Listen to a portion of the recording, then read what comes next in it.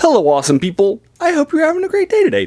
Today we're taking the next look at the next short story in this Pawn of Chaos collection that we've been doing a deep dive into. It's by Colin Greenland, who's won a few awards for the science fiction in the UK.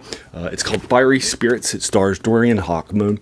In this collection, I'll link it in the comments below that we've been doing a deep dive into while I've been doing a deep dive into Michael Moorcock's Eternal Champion novel series that is epic, introduces the multiverse, has multiversal things and so forth. I picked up this collection when I was doing my first deep dive into his stuff because it's a collection of short stories that was published in 1996, and all the short stories there were written for this short story collection, right? And so forth. So they're all brand new and introduces a lot of new voices to this. So I bought it when I was doing a deep dive, but I actually never read it because, except for the first one, so Milk and Blood. It's not written by Michael Moorcock, right? So I'm going back and knocking this out. Now, again, this is a 27-page short story. It's called Fiery Spirits. It's about Dorian Hawkmoon. It's set after the first 4 books in the Hawkmoon series has completed. He and his wife, Isilda, are taken toward their land, the Camargue, which is a swamp-like land near current Belgium, if you will, and such. And he was a Duke of Colin, if you remember, from earlier in the story. And then he became.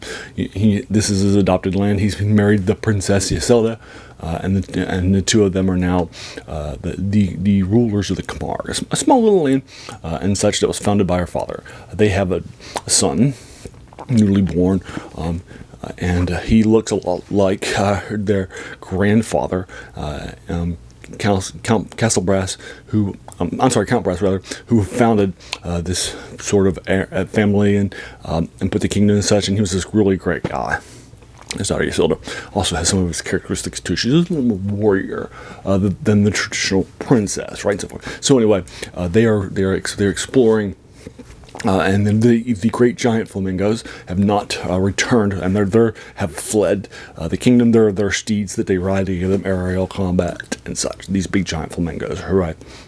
They've left. They get news that they're in Venice, so they're going to set out trip to Venice, and that's the short story, Fiery Spirits. And I'm virgin about the first 4 or 5 pages in. And there you are. As a reminder, my reviews are not spoiler-free. Are spoiler-free, so I typically only give the first 4 or 5 pages for a short story that's longer like this, 27 pages long, or maybe the first couple of chapters in a novel to get you caught up with what's happening, right, and such. So that's the setting of the scene. They're going to Venice to find their giant flamingo herd that fled and has not returned and such, and they're going with a couple of they're giant flamingo specialists and a couple of local folks and such, right? That are their cavalry that ride it to help bring them back and to fly them back and to find out what's going on. Okay, so as a reminder, this world in the Eternal Champion series, it's set in the future Earth after a post-apocalyptic thing has happened, and such. There's a lot of technology and science and fantasy stuff too, so it feels more like a science fantasy, if you will. For example, there are flying machines by the evil empire that they defeated called ornithopters that feel more science fiction-y, if you will.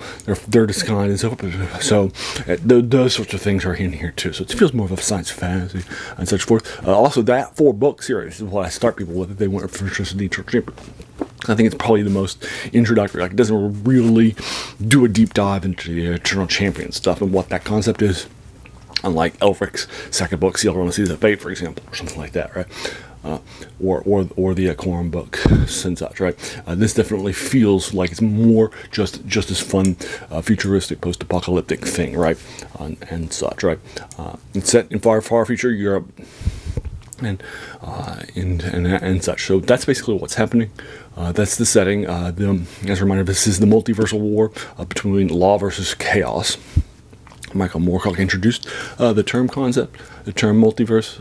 He introduced this conflict, the central conflict, and the Eternal Champion is an avatar that appears on every plane that fights the good fight. So that's what's happening. Dorian Hawkmoon is that Eternal Champion here in this world at this time. If that makes sense. And then Typically, those will appear in desperate times. Then they have a significant other and a companion. And his significant other is Yselda, and his companion, we'll talk a little bit more.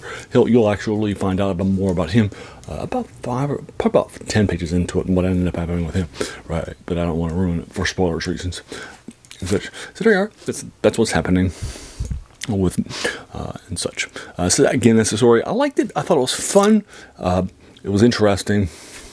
Exploration of this world and such, and what was happening in it. So I do like it, and it's my favorite one. So obviously now I have a bias towards it. I'm probably going to give this like a 7. It's fine. It's not as good as the previous one, which I gave a 7.5 to, which was the 20-page short story, The Inquiry. But this one is a lot better. I liked it a lot more than the first 2 shorts, particularly story number 2 for you folks. So there you are. I'll go ahead and leave you to it. That is Fiery Spirits.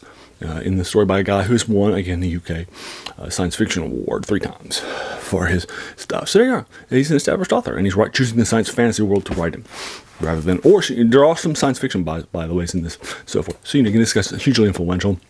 The law versus chaos concept was hugely influential, right, and such. He's in Gary Gygax's Appendix N, and such, in 1979, in the first edition, Dungeon Master's Guide. He's listed all of his influences, right, and it's the key influence, right? You can't read modern, and Elric and Stormbringer are key characters that you have escaped the world of his stuff and entered, public consciousness. So there, I'll go and leave you to it. Have you read this short story? If so, what'd you think about it?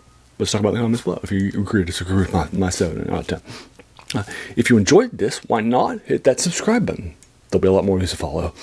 As a reminder, this channel's name is The Worst Thing About New Books. That's a quote by a French philosopher named Jacques Joubert, who said that the worst thing about new books was that they kept us from reading the old ones. And this is definitely an older short story. It was written in 96, a couple decades ago, right? So that's where the passion of this channel comes from.